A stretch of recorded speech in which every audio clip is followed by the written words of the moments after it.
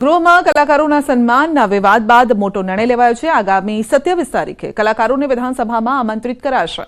ગુજરાતી ઇન્ડસ્ટ્રીઝના કલાકારોને 300 જેટલા કલાકારોને આમંત્રિત કરાશે। દરેક જિલ્લામાંથી ફિલ્મ અને સાંસ્કૃતિક ઇન્ડસ્ટ્રીઝ સાથે જોડાયેલા લોકોને આમંત્રણ અપાશે। પહેલા લોક સાહિત્યકારને આમંત્રણ આપી ગૃહની કામગીરી બતાવી હતી, જે બાદ હોબાળો થયો હતો। વિક્રમ ઠાકોરે લગાવ્યા હતા પક્ષપાતના આરોપ। કલાકારોને આમંત્રણ આપવા કલાકાર અને પૂર્વ ધારાસભ્ય હિતુ કનોડિયા અને બીજેપી સાંસ્કૃતિક સેલના ઇન્ચાર્જ જનક ઠક્કરને સોંપાઈ છે જવાબદારી।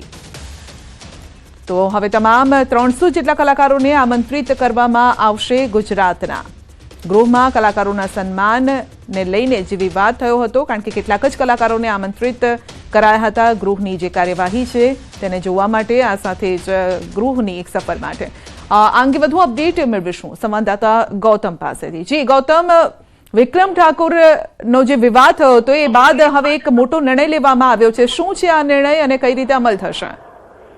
ચોક્કસથી જે પ્રકારે તમામ જે કલાકારો જે છે તેમને વિધાનસભાના ગૃહમાં આમંત્રણ આપવામાં આવ્યું હતું, ત્યારબાદ અનેક કલાકારો જે છે તે વિધાનસભામાં ગૃહની અંદર કામગીરી નિહાળી હતી, પરંતુ ત્યારબાદ વિવાદ જે છે તે શરૂ થયો હતો। વિક્રમ ઠાકોરની નારાજગીનો વ્યક્ત જે છે તે સામે આવતો અને ત્યારબાદ મહત્વની વાત સાથે સાથે એ રહી છે કે 27 તારીખે વિધાનસભામાં તમામ કલાકારોને આમંત્રણ જે છે તે આપવામાં આવ્યું છે। અંદાજિત 300 જેટલા કલાકારો જે છે તેમને સંગીત સાથે જોડાયેલા હોય કે એક્ટિંગ સાથે જોડાયેલા હોય, તમામ કલાકારોને આમંત્રણ આપવામાં આવ્યું છે। જિલ્લામાંથી ફિલ્મ સાંસ્કૃતિક ઇન્ડસ્ટ્રી સાથે જોડાયેલા લોકોને આમંત્રણ પાઠવવામાં આવ્યું છે।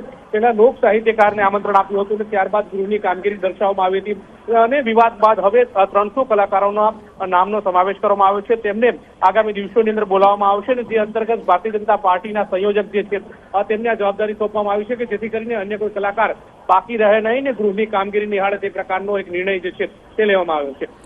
જી, અને જે પક્ષપાત થયા હતા તેવા પ્રકારના આરોપ લાગ્યા હતા, એ અંગે કઈ કહેવું છે તંત્ર તરફથી? એ અંગે કોઈ જવાબ અત્યારે કે એના પછી જ આ નિર્ણય લેવાયો છે?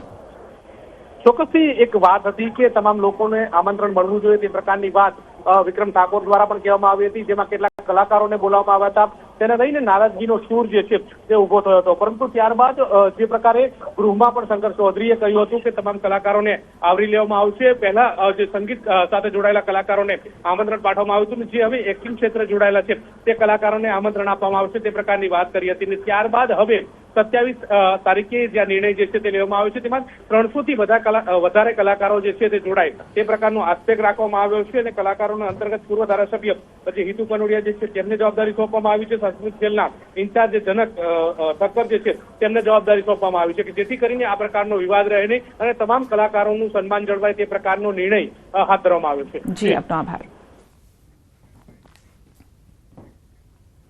જેતપુરમાં લોકલ ટોલ ટેક્સને લઈને વિરોધનો વંટોળ ઉઠ્યો છે। લોકલ ટોલ ટેક્સના 10 રૂપિયાના બદલે 20 રૂપિયા કરવામાં આવતા વિરોધ થયો છે।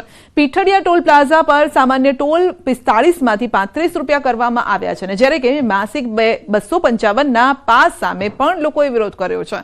જેતપુર પીઠડિયા ટોલ પ્લાઝા દર ઘટાડવામાં આવ્યો છે, પરંતુ લોકલમાં દર વધારવામાં આવ્યો હોવાથી લોકોમાં રોષ છે।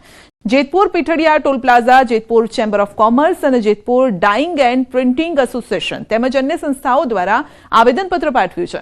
જેતપુરથી રાજકોટ વચ્ચે 6 લાઇન રોડ બનાવવાનું કામ ચાલી રહ્યું છે।